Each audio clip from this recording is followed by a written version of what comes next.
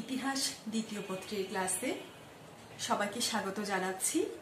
আমি আইরিন পারভিন, সহকারী অধ্যাপক, ইতিহাস বিভাগ।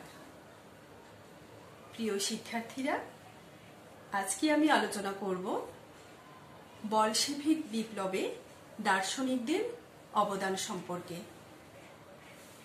যে কোনো বিপ্লবের পেছনে দার্শনিক এবং বুদ্ধিজীবীদের একটি বড় ভূমিকা থাকে। যেমন তোমরা জানো যে ফরাসি বিপ্লব সংঘটিত হওয়ার পেছনে, অর্থাৎ বিপ্লবের পরিবেশ যে বা প্রেক্ষাপট তৈরি করতে জাজেক রোসো, ভলতেয়ার, দিদারো প্রমুখ বুদ্ধিজীবীদের যেমন ভূমিকা ছিল, ঠিক তেমনি রুশ বিপ্লব সংগঠনের পেছনেও অনেক দার্শনিক এবং বুদ্ধিজীবীদের অবদান রয়েছে। বুদ্ধিজীবী এবং দার্শনিকদের যে সমাজতান্ত্রিক আদর্শ, অনুপ্রেরণা, এই প্রভৃতি রুশ বিপ্লবকে এগিয়ে নিয়ে গিয়েছিল অনেক দূর। মূলত সমাজতান্ত্রিক চেতনার বহিঃপ্রকাশই ছিল বলশেভিক বিপ্লব। সমাজতান্ত্রিক মতবাদে বিশ্বাসী দার্শনিকগণকে দুটি প্রধান ভাগে ভাগ করা যায়। কাল্পনিক সমাজতন্ত্র, অন্যটি হল মার্ক্সবাদ। একে অবশ্য বাস্তব এবং বৈজ্ঞানিক সমাজতন্ত্র নামেও অভিহিত করা যায়। তো দার্শনিকদের মধ্যে প্রথমেই আসে টমাস মোর। টমাস মোর সর্বপ্রথম বৈষম্যহীন সমাজ ব্যবস্থার ধারণা দিয়েছিলেন। তিনি ইউটোপিয়া নামে একটি বিখ্যাত গ্রন্থ রচনা করেন এবং সেই গ্রন্থে সমাজতান্ত্রিক সমাজ ব্যবস্থার একটি কাল্পনিক ধারণা তিনি সেই গ্রন্থে প্রদান করেন, যার বাস্তবসম্মত এবং বিজ্ঞান ভিত্তিক তত্ত্ব দিয়েছিলেন কার্ল মার্কস। তো টমাস মোর 1478 খ্রিস্টাব্দে তিনি লন্ডনে জন্মগ্রহণ করেন। তিনি অক্সফোর্ড বিশ্ববিদ্যালয় থেকে গ্রিক এবং ল্যাটিন ভাষা ও সাহিত্যে এবং দর্শনে তিনি ব্যুৎপত্তি লাভ করেন। 1494 খ্রিস্টাব্দে তিনি আইন বিষয়ে ডিগ্রি নেন এবং 1501 খ্রিস্টাব্দ থেকে তিনি আইন পেশায় যুক্ত হন। এমনকি 1504 খ্রিস্টাব্দে তিনি পার্লামেন্টের সদস্যপদে তিনি নির্বাচিত হয়েছিলেন। তো তার যে বিখ্যাত ইউটোপীয় গ্রন্থ, সেই গ্রন্থে তিনি একটি দ্বীপের কাল্পনিক ঘটনার বর্ণনা করেন, যেখানে সেই দ্বীপে বসবাসকারী সকল অধিবাসী ছিল ওই দ্বীপের সমস্ত সম্পদের মালিক। অর্থাৎ সেই দ্বীপে কোনো ব্যক্তির কোনো ব্যক্তিগত সম্পত্তি ছিল না এবং এই দ্বীপে কোনো মধ্যস্বত্বভোগী অথবা শ্রম শোষক ব্যক্তিও সেখানে ছিল না। প্রকৃতপক্ষে টমাস মোর এখানে যে দ্বীপকে, ওই কাল্পনিক দ্বীপকে তিনি রূপক অর্থে ব্যবহার করেছিলেন এবং তিনি একটি রাষ্ট্র পরিচালনার প্রতীক হিসেবে একে তিনি উপস্থাপন করেছেন। তো টমাস মোরের সময় ইংল্যান্ডে রাজা এবং গির্জার মধ্যে দ্বন্দ্ব সৃষ্টি হয় এবং এক্ষেত্রে তিনি রাজা অষ্টম হেনরিকে গির্জার প্রধান হিসেবে স্বীকৃতি দিতে তিনি অস্বীকার করেন। এর ফলে টমাস মোরের বিরুদ্ধে বিশ্বাসঘাতকতার অভিযোগ আনা হয় এবং বিশ্বাসঘাতকতার অভিযোগ এনে তাকে শিরোচ্ছেদ করা হয়। তাকে সমাজতন্ত্রের অর্থাৎ টমাস মোরকে সমাজতন্ত্রের আদি জনক বলা হয়, কারণ টমাস মোরের সমাজতান্ত্রিক চিন্তা চেতনার উপর ভিত্তি করেই পরবর্তীকালে সমাজতন্ত্র মতবাদ সৃষ্টি হয়েছিল। তাই তাকে সমাজতন্ত্রের আদি জনক বলে তাকে অভিহিত করা হয়। এবারে আসি ক্লড সেইন্ট সাইমন। সেন্ট সাইমনকে বলা হয় রুশ সমাজতন্ত্রবাদের দ্বিতীয় স্তরের প্রবক্তা। তিনি ফ্রান্সের প্যারিসে জন্মগ্রহণ করেন এবং সেন্ট সাইমন তিনি স্বশিক্ষায় শিক্ষিত ছিলেন। সন্ত্রাসের রাজত্ব যখন চলে ফ্রান্সে, তখন তিনি কারারুদ্ধ হয়েছিলেন। তিনি ফরাসি সেনাবাহিনীতে যোগ দিয়ে আমেরিকার স্বাধীনতা যুদ্ধে তিনি অংশগ্রহণ করেছিলেন। তো সেন্ট সাইমন তিনি শ্রমিকদের দুঃখ দুর্দশা অনুধাবন করে তিনি একটি তত্ত্ব প্রচার করেন। তিনি বলেন, সমাজে শান্তি এবং স্থিতিশীলতা ফিরিয়ে আনতে শ্রেণী বৈষম্যের অবসান করা জরুরি। সমাজে নীতিবোধ এবং শিক্ষার প্রসার হলে মানুষ বা ব্যক্তিরা তাদের মধ্যে আপন শুভ বুদ্ধির উদয় হবে এবং এর ফলে তারা নিজেরা দরিদ্র অবহেলিত যে শ্রেণী আছে সেই শ্রেণীর উন্নয়নে ব্রতী হবে। এবং এই নৈতিক বিপ্লব ঘটানোর জন্য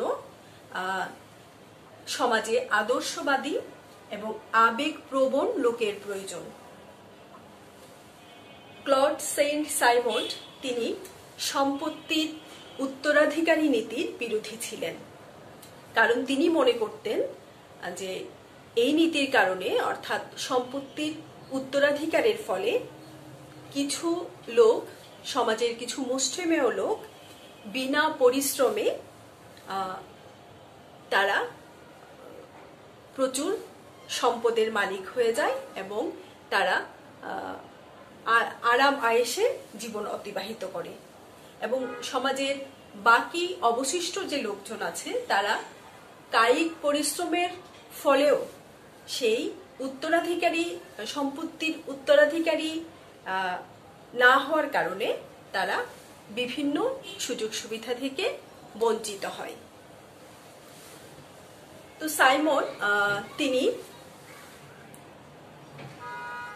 মনে করেছিলেন যে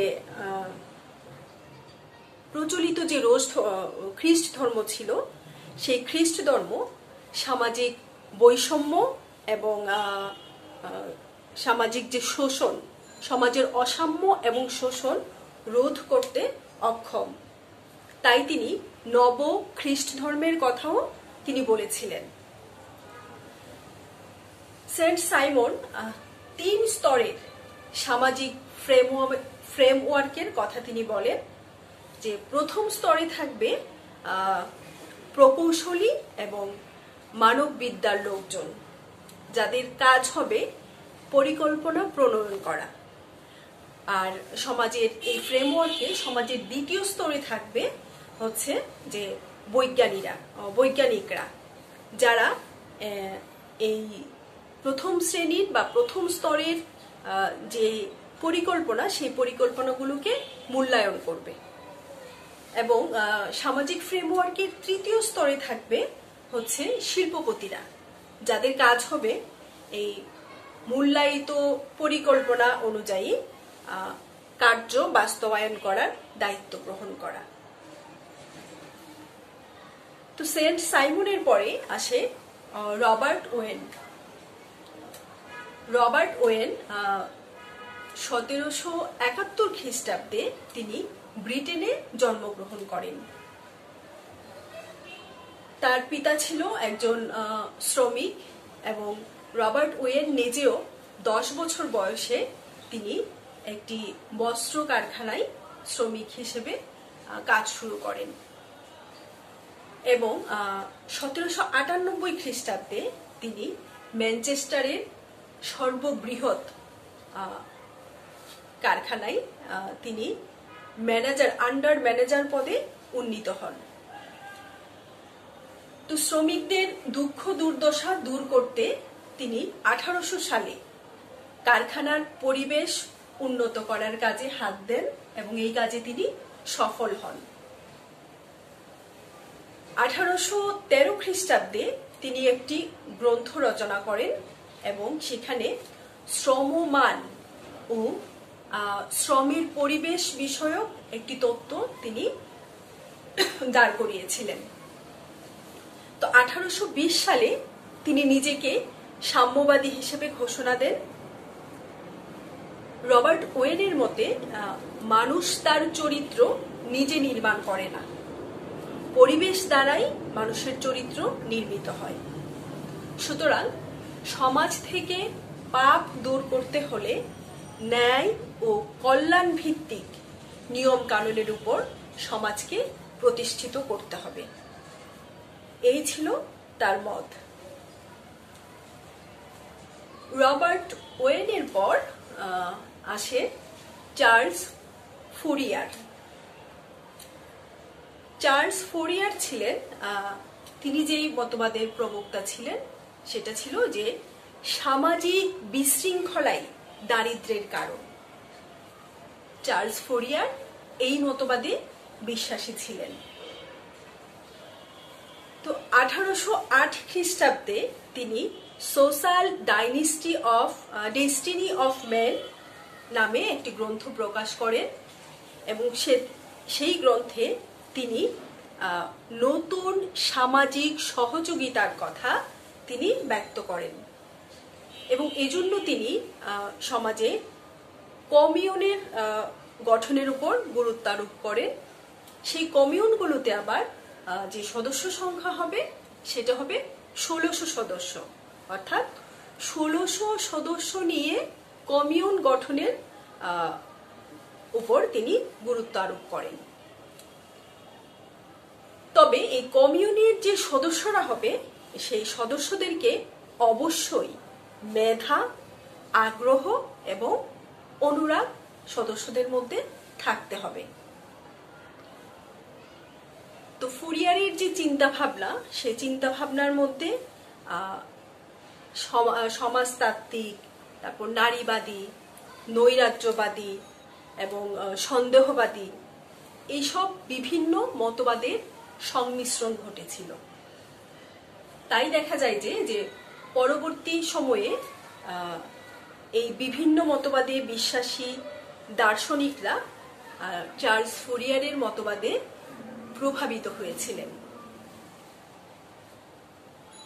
চার্লস ফুরিয়ারের যে চিন্তা, সেই চিন্তা চেতনা ফ্রান্সের গণ্ডি পেরিয়ে আমেরিকা এবং রাশিয়া পর্যন্ত বিস্তার লাভ করেছিল। তো চার্লস ফুরিয়ারের পরে আসে, আমরা এবার আলোচনা করব যে পিয়েরে জোসেফ প্রোডো। প্রোডোকে বলা হয় যে নৈরাজ্যবাদের জনক। তিনি যে গণগ্রন্থাগারগুলো ছিল সেই গণগ্রন্থাগারে পড়ালেখা করে স্বশিক্ষায় শিক্ষিত হয়ে উঠেছিলেন। তিনি ছাপাখানায় শিক্ষানবিশ হিসেবে কাজ করতেন। তো 1840 সালে হোয়াট ইজ প্রপার্টি নামক তিনি একটি গ্রন্থ প্রকাশ করেন এবং সেই গ্রন্থে তিনি তার নিজস্ব মতামতগুলো তুলে ধরেন। তিনি ব্যক্তিগত সম্পত্তির বিরোধী ছিলেন, এমনকি তিনি মার্ক্সবাদেরও বিরোধী ছিলেন। তার মতে, অর্থাৎ পিয়েরে জোসেফ প্রভুর মতে সম্পত্তির অধিকারের অর্থ যদি সবল দ্বারা দুর্বলকে শোষণ করা হয়, তাহলে সমাজতন্ত্র হল দুর্বলের দ্বারা যৌথভাবে সকলকে শোষণ করা। তিনি মার্ক্সবাদের বিরোধী ছিলেন এবং এইভাবে মানে মার্ক্স এবং কার্ল মার্ক্স এবং জোসেফ প্রোডোর মধ্যে কি বলা যায় যে তাদের মধ্যে দ্বন্দ্ব সৃষ্টি হয়েছিল। কার্ল মার্ক্স প্রোডোর মতামতকে বা মতবাদকে ভণ্ডামি এবং বাজে বলে মন্তব্য করেন। তখন জোসেফ প্রোডোও অন্য একটি প্রবন্ধের মাধ্যমে এই কার্ল মার্ক্সের এই সমালোচনার তিনি কড়া জবাব দিয়েছিলেন। তো শিক্ষার্থীরা, আমরা একটু বোর্ডে দেখে নিই যে এই পর্যন্ত আমরা কোন কোন দার্শনিকের অবদান সম্পর্কে জানলাম, সেটা একটু বোর্ডে দেখে নিই।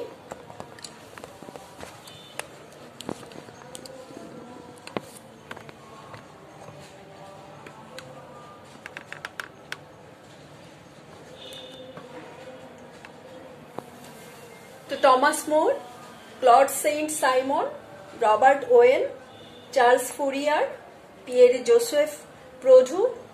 এবার আমরা জানব লুইস ব্লাঙ্ক সম্পর্কে। লুইস ব্লাঙ্ক 1811 খ্রিস্টাব্দে জন্মগ্রহণ করেন এবং সমাজতন্ত্র ব্যবস্থায় সবাই তার যোগ্যতা অনুযায়ী কাজ করবে এবং তার প্রয়োজন অনুযায়ী তা গ্রহণ করবে। এভাবেই সামাজিক সাম্য প্রতিষ্ঠিত হবে। এই ছিল লুইস ব্লাঙ্কের চিন্তা ভাবনা। তার এই ধারণা পরবর্তীতে সমাজতন্ত্রের জনপ্রিয় সংজ্ঞায় পরিণত হয়েছিল। লুইস ব্লাঙ্কের সাথে মার্ক্সবাদের মতপার্থক্য থাকলেও তাকে এই সমাজতন্ত্রবাদের গুরু বলা হয়, কারণ তার রেখে যাওয়া রাজনৈতিক সামাজিক ধ্যান ধারণাগুলো ফ্রান্সে সামাজিক যে ধ্যান ধারণাগুলো সেগুলো সমাজতন্ত্র বিকাশে ব্যাপক প্রভাব বিস্তার করেছিল, যে প্রভাব রাশিয়ার বলশেভিক বিপ্লবকে প্রভাবিত করে। তিনি একাধারে ছিলেন ফরাসি ইতিহাসবিদ, রাজনীতিবিদ, সমাজ সংস্কারক, দার্শনিক। লুইস ব্লাঙ্কের নীতি ছিল ফ্রান্সে প্রচলিত রাষ্ট্র ব্যবস্থাকে অধিকতর গণতান্ত্রিক করে তার মাধ্যমে সমাজতান্ত্রিক মতাদর্শকে প্রতিষ্ঠিত করা। এজন্য তিনি সামাজিক যে কারখানা, সেই সামাজিক কারখানা প্রতিষ্ঠিত করে শ্রেণী বৈষম্যের তিনি অবসান ঘটানোর চেষ্টা করেন। এরপরে আসে মাইকেল বুকানন। মাইকেল বুকানন 1814 খ্রিস্টাব্দে রাশিয়ায় জন্মগ্রহণ করেন। তিনি ছিলেন, অর্থাৎ মাইকেল বুকানন ছিলেন নৈরাজ্যবাদের অন্যতম প্রবক্তা। তার নৈরাজ্যবাদের ধারণা হল মানুষ মৌলিকভাবে সৎ, কিন্তু বিভিন্ন সংস্থার দ্বারা মানুষ দুর্নীতিগ্রস্ত হয়েছে। রাষ্ট্র, গির্জার ধনতন্ত্র প্রভৃতি মানুষকে শোষণ করে।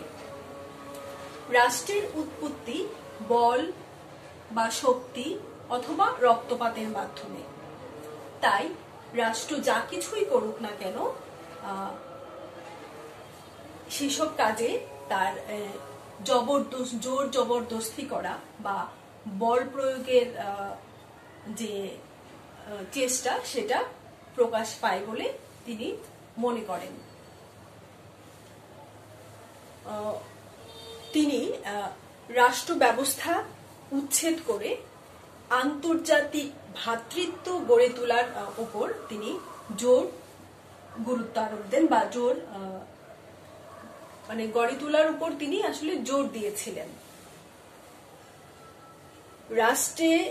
রাষ্ট্র ব্যবস্থা গড়ে ওঠে সামাজিক শোষণকে স্থায়ী করার জন্য। এটা ছিল বুকাননের ধারণা বা তার মতামত। তাই তিনি সকল প্রকার রাষ্ট্র ব্যবস্থার বিলুপ্তি কামনা করেন। মাইকেল বুকানন তিনি সম্ভ্রান্ত অভিজাত পরিবারে জন্মগ্রহণ করেন, অর্থাৎ তার রক্তে আভিজাত্য থাকলেও তার চিন্তা চেতনা ছিল বিপ্লবী, অর্থাৎ তিনি বিপ্লবী চেতনায় বিশ্বাসী ছিলেন। কিশোর বয়সেই মাইকেল বুকানন রাজনীতির সাথে জড়িয়ে পড়েন এবং 1842 খ্রিস্টাব্দে তিনি দ্য রিঅ্যাকশন অব জার্মানি নামক একটি প্রবন্ধ রচনা করেন। তার এই রচনায় তরুণ সমাজ এবং আন্ডারগ্রাউন্ডে যে কর্মীরা কাজ করত তাদের মধ্যে তার এই প্রবন্ধ তাদেরকে ব্যাপকভাবে আলোড়িত করেছিল।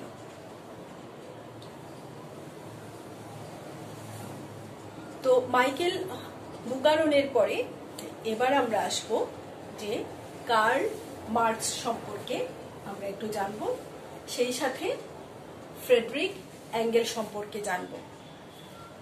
কার্ল মার্কস এবং অ্যাঙ্গেল এই দুটি নাম ওতপ্রোতভাবে জড়িত। তাদের দুজনের জন্মই জার্মানিতে। কার্ল মার্কস 1818 খ্রিস্টাব্দে তিনি জার্মানিতে জন্মগ্রহণ করেন এক দরিদ্র ইহুদি পরিবারে। তার বাবা তিনি ছিলেন একজন আইনজীবী এবং শিক্ষিত এবং মার্জিত লোক। তো কার্ল মার্কসের যখন 6 বছর বয়স তখন তার পরিবার খ্রিস্ট ধর্ম গ্রহণ করেছিল।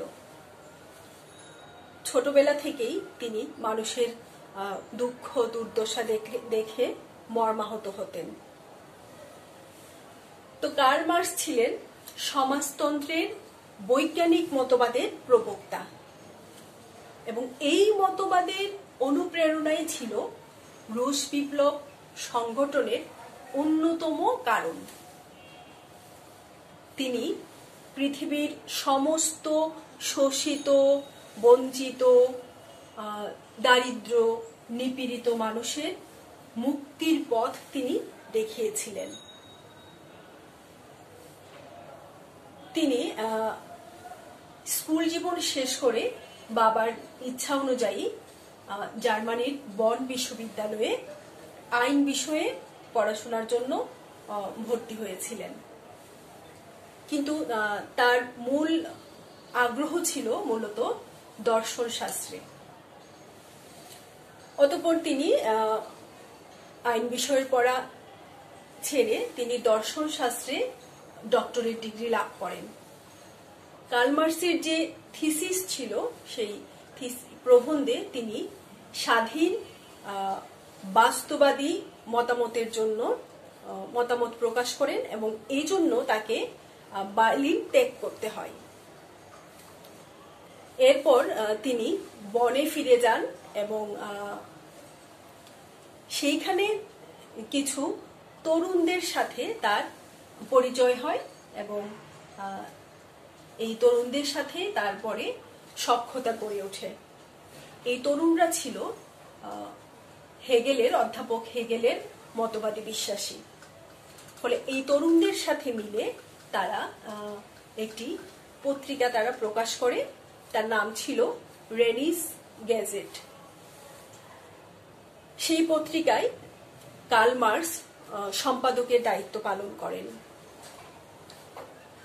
সেই পত্রিকায় তিনি লেখেন যে ধর্ম পৃথিবীতে মানুষের দুঃখ ভুলাবার জন্য স্বর্গ সুখের প্রতিশ্রুতি দেয়। আর দার্শনিকরা তারা জগতের যে ব্যাখ্যা, দার্শনিকরা শুধু সেই ব্যাখ্যা প্রদান করেন। তিনি লিখেন, কিন্তু আমরা ব্যাখ্যা নয়, আমরা জগৎটাকে পাল্টাতে চাই। তো তার এই যে মতবাদ, মানে এই যে তার চিন্তা ভাবনা, সেই চিন্তা ভাবনা সমাজের অভিজাত যে শ্রেণী ছিল তারা মেনে নিতে পারেনি, ফলে তাকে দেশ ছাড়তে হয়। তো ফ্রান্সে যখন তিনি অবস্থান করেন তখন তার পরিচয় হয় ফ্রেডরিক অ্যাঙ্গেলের সাথে, এবং দুজনের চিন্তা চেতনায় অপূর্ব মিল ছিল। এর ফলে তাদের মধ্যে বন্ধুত্ব গড়ে ওঠে এবং আমৃত্যু সেই বন্ধুত্ব টিকে ছিল। তো ফ্রেডরিক অ্যাঙ্গেল তিনি ছিলেন এক শিল্পপতি সন্তান। তো যুবক বয়সে তিনি তার পিতার ব্যবসার কাজে লন্ডনে গমন করেন এবং সেখানে থাকাকালীন তিনি শিল্প বিপ্লবের ফলে শ্রমিকদের যে দুঃখ দুর্দশা, সেই দুঃখ দুর্দশা দেখে তিনি অত্যন্ত মর্মাহত হন। সেই সময়ে লন্ডনে যে চার্টিস্ট আন্দোলন চলছিল, তিনি সেই আন্দোলনেও জড়িয়ে পড়েন। তো কার্ল মার্কসের সাথে পরিচয়ের পর দুজনে, অর্থাৎ অ্যাঙ্গেল এবং মার্কস দুজনে যৌথভাবে সমাজতন্ত্রের বৈজ্ঞানিক ব্যাখ্যা নিয়ে এগিয়ে আসেন।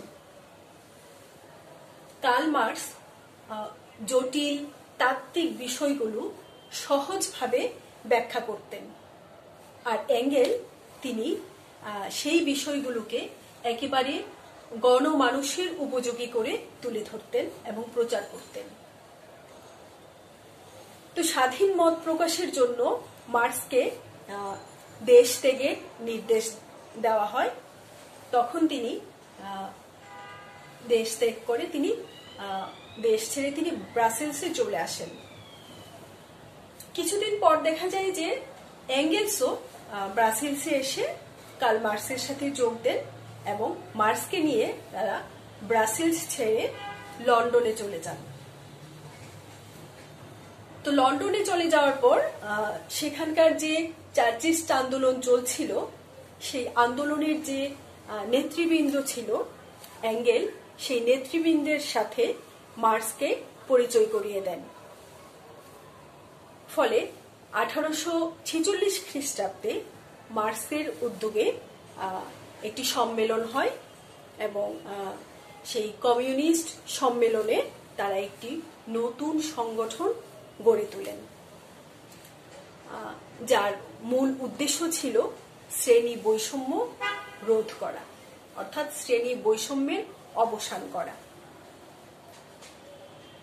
তো 1848 সালে কার্ল মার্কস এবং অ্যাঙ্গেল মিলে তারা প্রকাশ করেন কমিউনিস্ট ম্যানিফেস্টো। এখানেই তিনি সমাজতন্ত্র কথাটির পরিবর্তে কমিউনিজম শব্দটি তিনি ব্যবহার করেন। 1849 খ্রিস্টাব্দে তাকে দেশ ত্যাগ করতে বাধ্য করা হয় এবং এই সময় তিনি তার 3 সন্তান সহ স্ত্রী সহ দেশ ত্যাগ করেন এবং নিদারুণ অর্থকষ্টে তিনি দিন যাপন করতে থাকেন। এই সময় ফ্রেডরিক অ্যাঙ্গেল তার বন্ধুকে সাহায্য করার জন্য পুনরায় তিনি অ্যাঙ্গেল তার বাবার ব্যবসায় যোগদান করে এবং সেখান থেকে অভিনব উপায়ে তিনি বন্ধুকে অর্থ প্রেরণ করেন। যেমন ডলারকে 2টা টুকরা করে তিনি চিঠির সাথে সেই একটা টুকরাকে পাঠাতেন, 2টা চিঠির মাধ্যমে সেই 2টা টুকরা পাঠাতেন। তখন মার্ক 2টা টুকরাকে জোড়া দিয়ে তার স্ত্রী এবং সন্তানদের জন্য খাদ্যের সংস্থান করতেন। তো এমনও দিন গেছে যে কার্ল মার্কস একটা জামার অভাবে দীর্ঘদিন ঘরের বাইরে যেতে পারেননি। তার শিশুরা, সন্তানরা অভুক্ত অবস্থায় শূন্য হাড়ির সামনে বসে থাকত। এই চরম দারিদ্রতার ফলেও তিনি কিন্তু তার মূল লক্ষ্য থেকে বিচলিত হননি। কারণ তিনি মনে করতেন যে তার তো মাত্র একটা পরিবার না, তার তো মাত্র 6টা সন্তান না, সারা পৃথিবী জুড়ে তার অসংখ্য পরিবার এবং অসংখ্য সন্তান তারা না খেয়ে আছে। তো তিনি এই দারিদ্রতার মধ্যে, এই অর্থকষ্টের মধ্যেও তিনি আয়ের বা রোজগারের কোনো চেষ্টা তিনি করতেন না, বরং তিনি চলে যেতেন ব্রিটিশ মিউজিয়ামে এবং সেখানে গিয়ে তিনি সারাদিন পড়াশোনা করতেন, গবেষণা করতেন। তার 3 সন্তান অনাহারে বিনা চিকিৎসায় মৃত্যুবরণ করে। এই নিদারুণ দারিদ্র্যকে সঙ্গে নিয়েই তিনি কমিউনিজম আন্দোলন প্রচারে ঝাঁপিয়ে পড়েন। তার একমাত্র বন্ধু ছিল ফ্রেডরিক অ্যাঙ্গেল, যার উপর তিনি নির্ভর করতেন। তো কার্ল মার্কসের দর্শনের যে ভিত্তি ছিল সেটা ছিল অধ্যাপক হেগেলের দর্শন। তিনি অর্থাৎ মার্কস 1867 সালে প্রকাশ করেন তার বিখ্যাত গ্রন্থ ডাস ক্যাপিটাল, এবং এই গ্রন্থে ধনতান্ত্রিক সমাজ ব্যবস্থার পুঙ্খানুপুঙ্খ তিনি বিশ্লেষণ করেছিলেন। এই গ্রন্থটি বিশ্বের সমস্ত শোষিত, বঞ্চিত, সংগ্রামী মানুষের বাইবেল স্বরূপ। তিনি অনুভব করেছিলেন এই গ্রন্থ একদিন গোটা পৃথিবীর অর্থনীতিকে নাড়া দিবে, যদিও জীবিত অবস্থায় তিনি এর যে প্রতিফলন সেটা তিনি দেখে যেতে পারেননি। তার মৃত্যুর পরে ফ্রেডরিক অ্যাঙ্গেল নিজে বাকি 2 খণ্ড গ্রন্থ তিনি সম্পাদনা করে প্রকাশ করেছিলেন। 1881 খ্রিস্টাব্দে তার মার্কের প্রিয়তমা স্ত্রী জেনি মৃত্যুবরণ করেন, এবং জেনি ছিল অত্যন্ত ধনী পরিবারের সন্তান, কিন্তু তিনি মার্কসকে ভালোবেসে নিদারুণ দুঃখ দুর্দশায় তিনি জীবন অতিবাহিত করেন। প্রিয়তমা স্ত্রীর মৃত্যুর পরে কার্ল মার্কস অত্যন্ত ভেঙে পড়েন, এবং দেখা যায় যে খুব অল্প দিন পরেই অর্থাৎ 1883 খ্রিস্টাব্দে তিনি মৃত্যু মুখে পতিত হন। তো লন্ডনের যে হাইগেট ছিল, হাইগেট যে সমাধিক্ষেত্র, সেই সমাধিক্ষেত্রে তার স্ত্রীর পাশে তাকে সমাহিত করা হয়। মার্কসের কার্ল মার্কের যে বিপ্লবী তত্ত্ব তা 19 এবং 20 শতকে ব্যাপক সাড়া ফেলে। ইউরোপের প্রতিটি দেশে বেশ কিছু বুদ্ধিজীবী দার্শনিক কার্ল মার্কসের মতবাদে উজ্জীবিত হয়ে পুঁজিবাদের বিরুদ্ধে শ্রমজীবী মানুষকে বিপ্লবের জন্য সংগঠিত করেন। কেউ বা রাজনীতিতে অংশগ্রহণ করে এই মতবাদ প্রবর্তনের বা প্রচারের চেষ্টা করেন। কেউ কেউ আবার তাদের লেখনীর মাধ্যমে এই সমাজতান্ত্রিক বিপ্লবকে ছড়িয়ে দেন। তো রাশিয়ার অভ্যন্তরে কার্ল মার্কস তার যে সমাজতান্ত্রিক আদর্শ, সেই আদর্শ জনপ্রিয় হতে শুরু করে, এবং এক সময় তার এই সমাজতান্ত্রিক আদর্শ রুশ বিপ্লবের ক্ষেত্র তৈরি করে। প্রিয় শিক্ষার্থীরা, আজকে এ পর্যন্তই। আগামী ক্লাসে আবার তোমাদের সাথে দেখা হবে। সবাই সুস্থ থাকবে, নিরাপদে থাকবে এবং বাড়িতে বসে পড়াশোনা করবে।